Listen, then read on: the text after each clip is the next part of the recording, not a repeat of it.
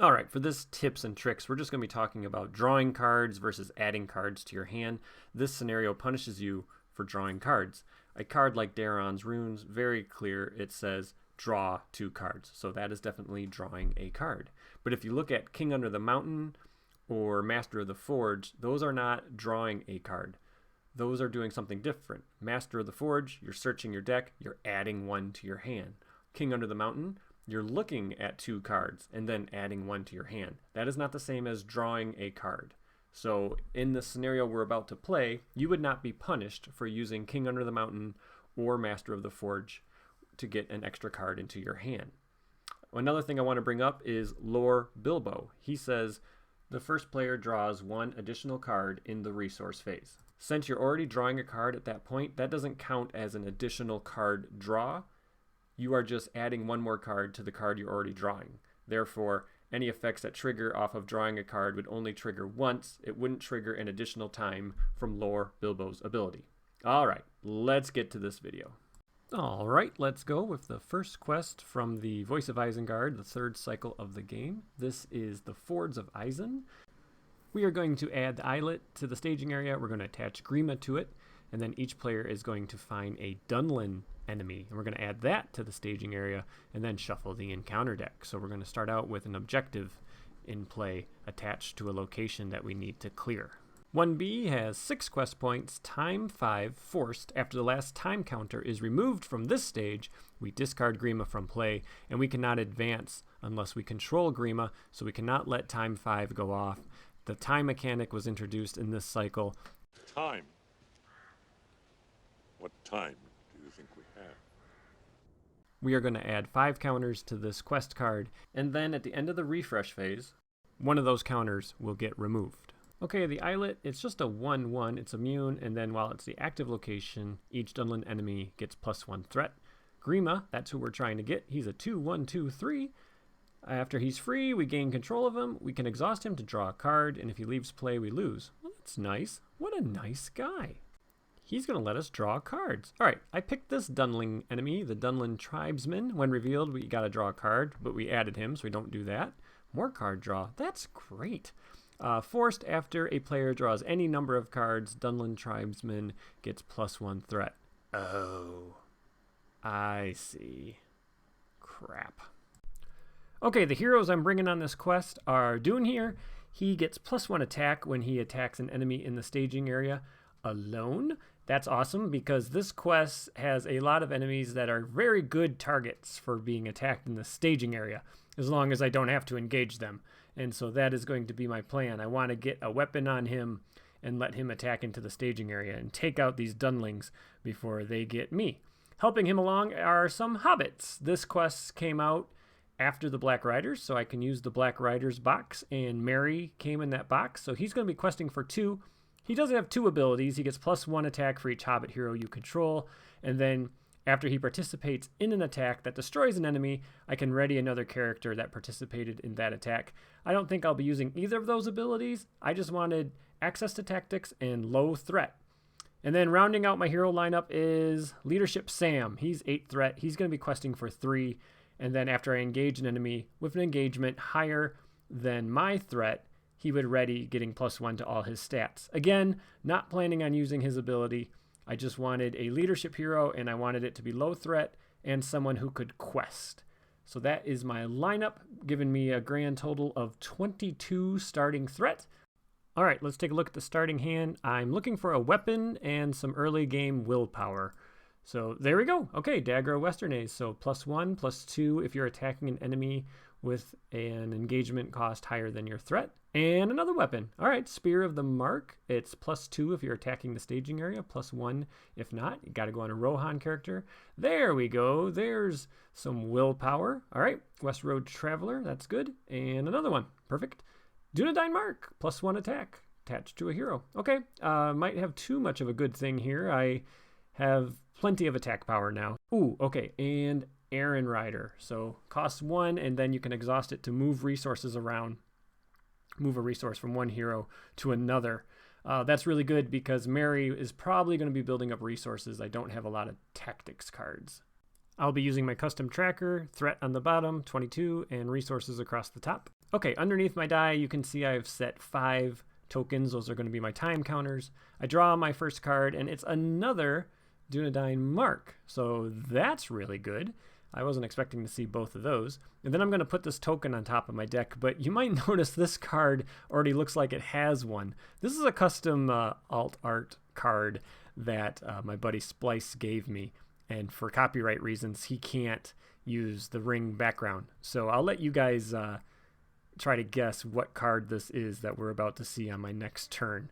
All right, let's get going. So since I drew a card, we are going to add a threat to that tribesman, and let's start our planning phase. So the magic number is 5. I need Dune here to be able to attack for 5 into the staging area, and there's 2 different Dunlings he could kill if he can attack for 5. So with 1 weapon, he is now attacking for 5 against them, and that's good enough. So he's going to be able to take these guys right out. So let's get that Spear of the Mark on him, so he'll be attacking for 5, and then I'm going to spend 1 leadership resource to put this Errand Rider into play. So you exhaust it, and you can move a resource from one hero's resource pool to another. So I will most likely be moving Mary's resource to one of my other heroes. I don't have a lot of tactics cards once Dune here gets his weapons. And those of you with the ears of a fox might have heard a whimper. We do have a new puppy, so you might hear him occasionally. He is a standard poodle, and his name is Archie. All right, sending to the quests. Let's send the hobbits. So we're sending 5. This opening turn is kind of the rough one where my willpower is not online. And we get, oh, okay. This is the Dunland Berserker. He's the other one that you can kill with 5 attack. And he's the reason I really want Dune here in this deck. That guy attacks you every single time you draw a card if you're engaged with him. So that's a great enemy to leave up in the staging area if you can. Okay, so I actually quested successfully, so that was nice. And we can travel. So now all the Dunlings get +1 threat. Dune here is going to attack for 5, and we will kill that Berserker because he has the lowest engagement cost. So he is the biggest threat of engaging me. So let's end the round. Everybody's going to get some money. I forget to ready everybody, and the card was... Yep, it's a foil Bill the Pony. So he costs nothing if Sam's in play, and then he's going to give every hobbit +1 hit point.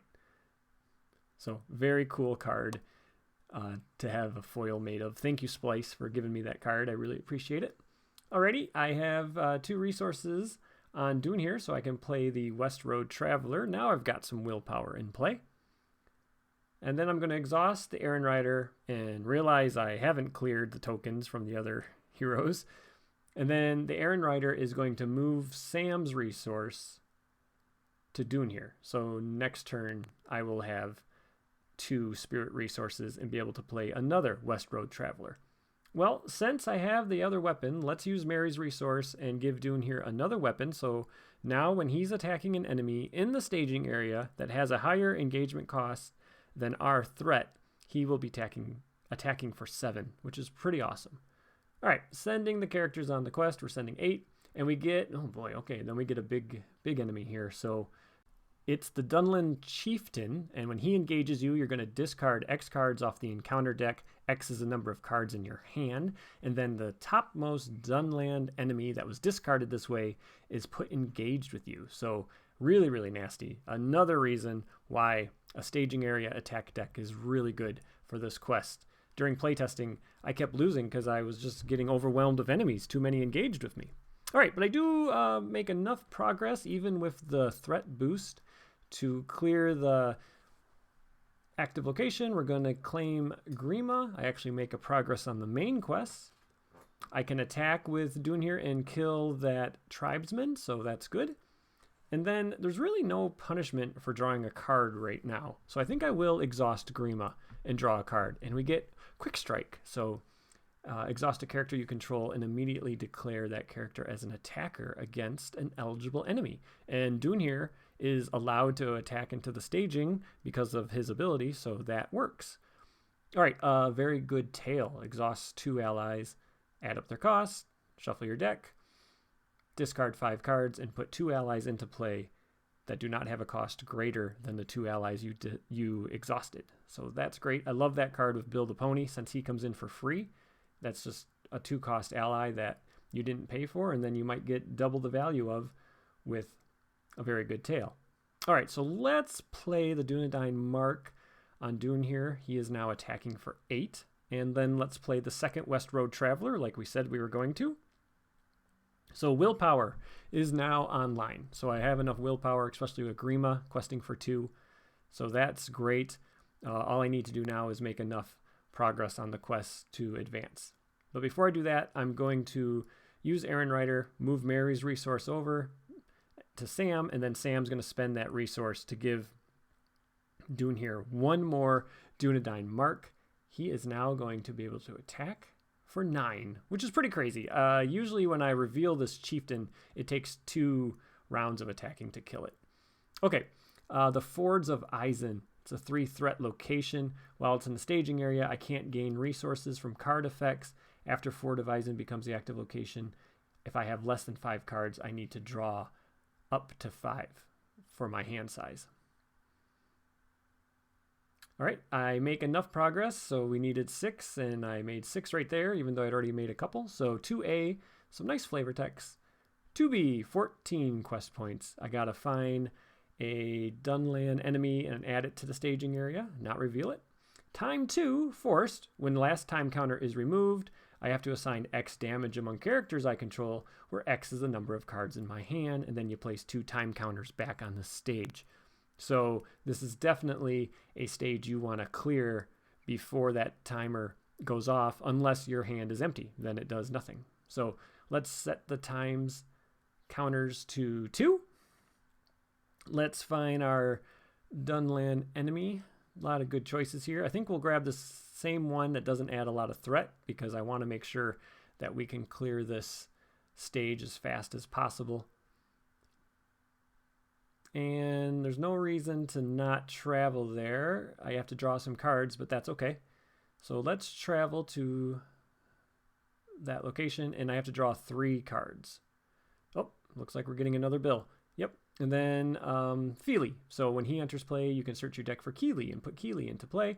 And then Fresh Tracks, after an enemy is added to the staging area, deal a damage to that enemy, and then you don't have to engage it. So that card's in this deck to keep Dune here attacking into the staging area. If your threat goes up a little bit, that card will help you keep that enemy in the staging area. All right, so I can attack for 9, so let's get rid of that 3-threat enemy. That's just, man, that feels so good taking care of the chieftain that way and not engaging it. And then we are going to advance to the next round. If I didn't have all that stuff on Dune here already, I think I still would have attacked the chieftain and tried to get rid of him in 2 turns. That's just a good one to get rid of, especially with that quick strike. And I draw the 3rd Dunlandine Mark. I swear, during playtesting, I drew like maybe 1. And here in this game, of course, I draw all 3. So just crazy. It's always when the camera turns on, something crazy happens. All right, so that is my hand. I have 1 threat in the staging area. I need to make 14. The active location is a 4 progress location, so that's a lot of willpower. I don't have enough. I know I don't have enough right now.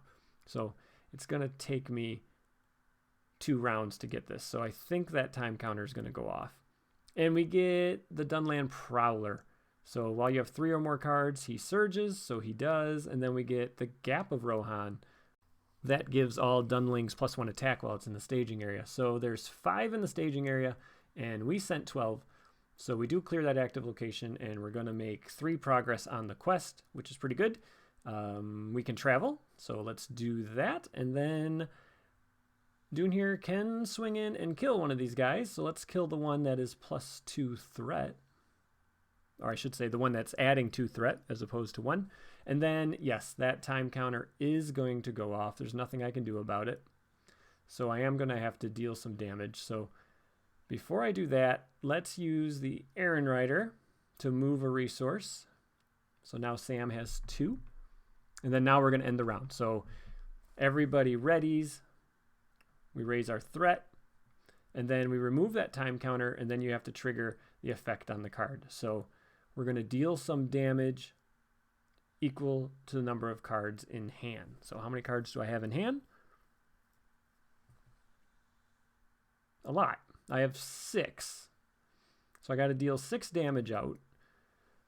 But remember, Bill the Pony is giving all my hobbits an extra hit point, so that helps. So I think I'll go 2 on Grima, 2 on Dunhere, and then 2 on Sam.